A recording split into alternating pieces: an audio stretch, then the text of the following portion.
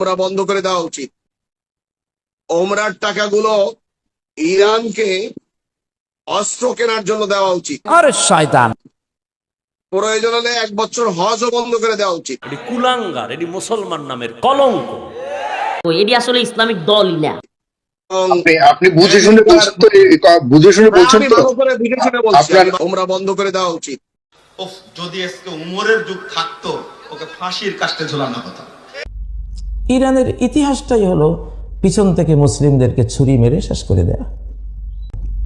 আমরা যারা ইরানের শক্তিমত্তা দেখে খুব উৎফুল্ল হই, হেজবুল্লাহর ক্ষমতা দেখে খুব আনন্দিত হই, ইয়ামানের হুথিরা ইসরায়েলকে মেরেছে আনন্দিত হই, এগুলো খেলা, এগুলো আইওয়াস, টোটাল আইওয়াস।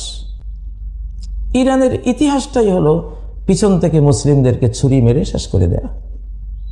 সেজন্য আমি বলে থাকি, মধ্যপ্রাচ্য শান্তির মূলে যেমন ইসরায়েল, আরেক শান্তির মূলে হচ্ছে ইরান। ঠিক কিনা বলে? অর্থাৎ ইসলামের যে কোনো একটা বিধানকে কেউ যদি একটু অপছন্দ করে অন্তরের থেকে, এই অপছন্দ করাটাই ঈমান ভঙ্গের একটা কারণ। ইসলামের যে কোনো বিধিবিধান, আল্লাহর ব্যাপারে, রাসূল সাল্লাল্লাহু আলাইহি ওয়াসাল্লামের ব্যাপারে, দ্বীনের ব্যাপারে কোনো কিছু নিয়ে ঠাট্টা বিদ্রুপ করলে, ঠাট্টা করা, উপহাস করা, ব্যঙ্গ বিদ্রুপ করা, এটার দ্বারা ঈমান ভেঙে যায়। এটা ভুলবশত করলেও ঈমান ভেঙে যাবে, এমনি হাসি মজাকের মধ্যে করলে তাও ঈমান ভেঙে যাবে।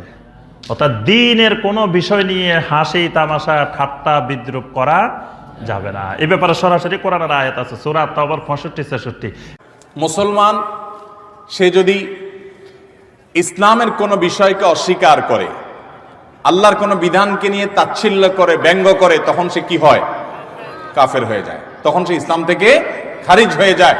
আল্লাহর কোনো একটা বিধান আছে, সে বলে না এটা আমার কাছে যৌক্তিক মনে হয় না। আল্লাহ রাব্বুল আলামিন কোনো নির্দেশ দিয়েছে, সেটা নিয়ে তাচ্ছিল্য করে।